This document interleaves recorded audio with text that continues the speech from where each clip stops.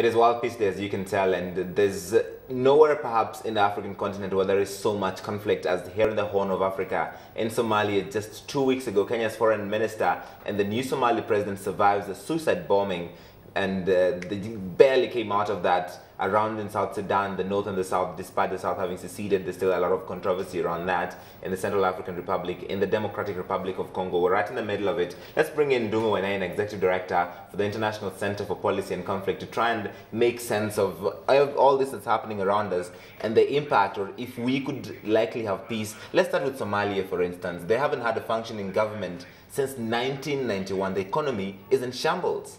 And I think the journey is not yet, we are not yet there. Right. Yeah, even if you're able to pacify the Al-Shabaab and other groups, we must also learn that Somalia, we have been living for about 21 years without any functional institutions, no functional government that are able to control the territory, yes, you know, and all that.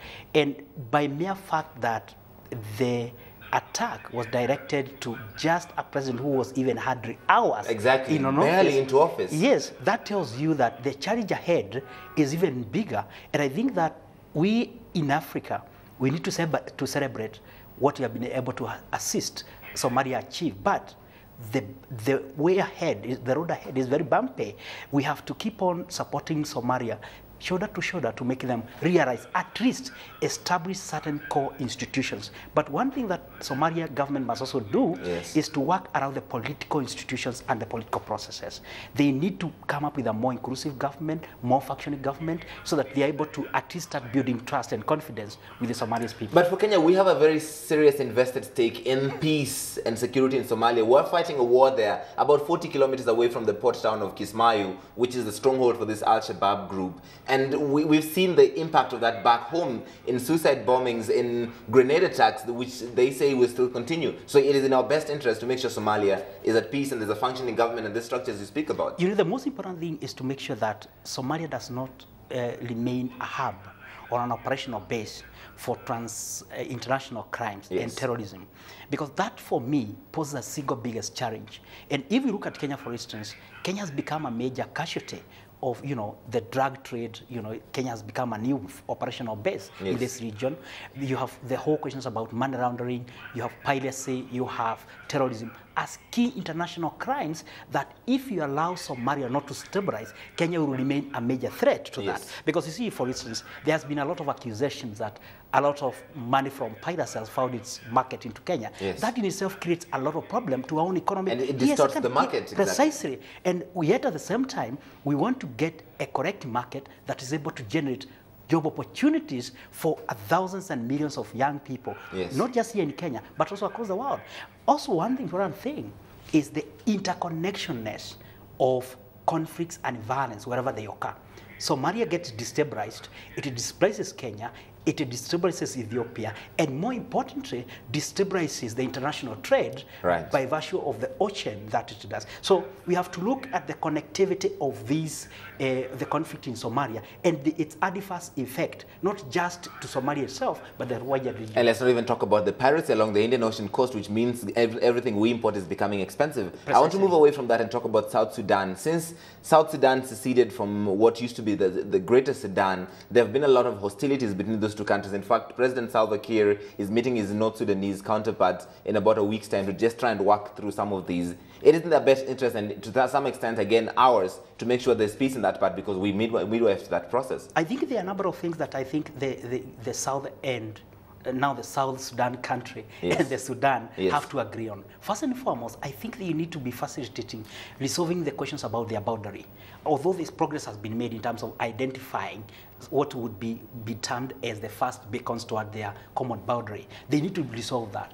I think also the issues touching on Abyei, South Kordofan, and Blue Nile, yes, also they have to sort out where they really belong, so that even you are sorting out your boundary issues, but also the final fate of these critical states also has to be determined. Then we still have issues got to do with the national debt and the revenue. How are you going to deal with, especially around that emotive issue of oil? That is very, very, very serious. Yes. And looking at Sudan, Southern Sudan particularly, it's a very nascent country. It desperately needs that revenue to be able at least to provide certain core services to its people. And more importantly, to be able to build the infrastructure it needs, from institutions to physical infrastructure like roads, schools, and other kind of things. So that issue of the revenue, how are we going to keep sharing it? And also importantly, you are generating new fields of oil. Yes. Who is going to process it and how is it going to be exported?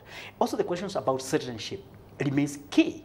You know, the Sudan is saying that we are still facing a lot of problems of the former Southern Sudans who had left north, going back they still want to go back to the north. How are you going to resolve that? Which also tells you something about Southern Sudan, its ability to sustain its new huge population in terms of core services, access to opportunities, and other. Yet you are dealing with a country facing a lot of challenges internally.